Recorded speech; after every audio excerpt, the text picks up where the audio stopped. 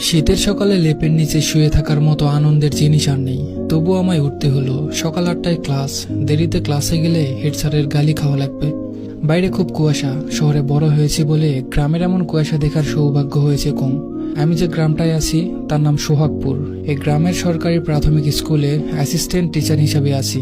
এত তাড়াহুড়া করার পরেও ক্লাসে পৌঁছাতে দেরি হয়ে গেল। হেড স্যার ক্লাসের সামনে দাঁড়িয়েছিলেন। আমাকে দেখেই বললেন, আপনার মতো শহরের দুলালরা কেন গ্রামে চাকরি করতে আসেন বলেন তো?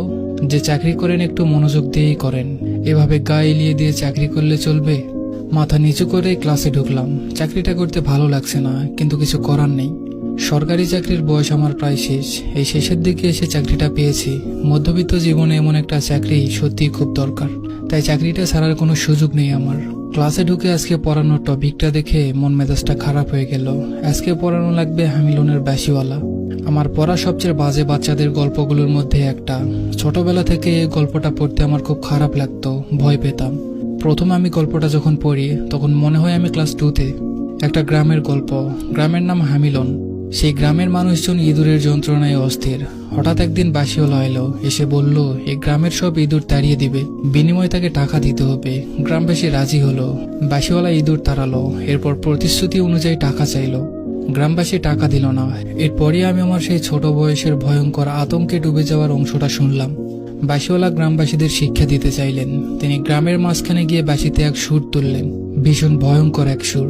গ্রামের সব ছেলে মেয়ে সেই সুর শুনে ঘর থেকে বেরিয়ে এলো। বাঁশিওয়ালা তাদের নিয়ে চললেন গ্রামের পাশের এক পাহাড়ের এক গুহায়। ছেলেমেয়েরা বাঁশিওয়ালার সাথে সেই গুহায় ঢুকলো। গুহার মুখ বন্ধ হয়ে গেল। সেই বাঁশিওয়ালা এবং ছেলে মেয়েগুলোকে আর খুঁজে পাওয়া গেল না। আমার খুব ভয় লেগেছিল গল্পটা পড়ে। আমার মনে আছে সেই রাতে আমি ঘুমাতে পারিনি। জেগে জেগে কেবল ভেবেছিলাম সেই বাচ্চাগুলো কোথায় গিয়েছিল, কি হয়েছিল তাদের সাথে। তাদেরকে ওই বাঁশিওয়ালা মেরে ফেলেছিল। হ্যামিলনের বাঁশিওয়ালার গল্প তাই বাচ্চাদের বলতে আমার ভালো লাগলো না। আমি চাই না যে আমি যে ট্রমার মধ্যে দিয়ে গেছি বাচ্চারাও সেই ট্রমার মধ্যে দিয়ে যাক। কিন্তু আজকে তো গল্পটা পড়াতেই হবে। আমি পড়ানো শুরু করলাম। পড়ানো শুরু করার আগে বলে নিলাম, তোমাদের একটা কথা বলি, গল্প তো গল্পই।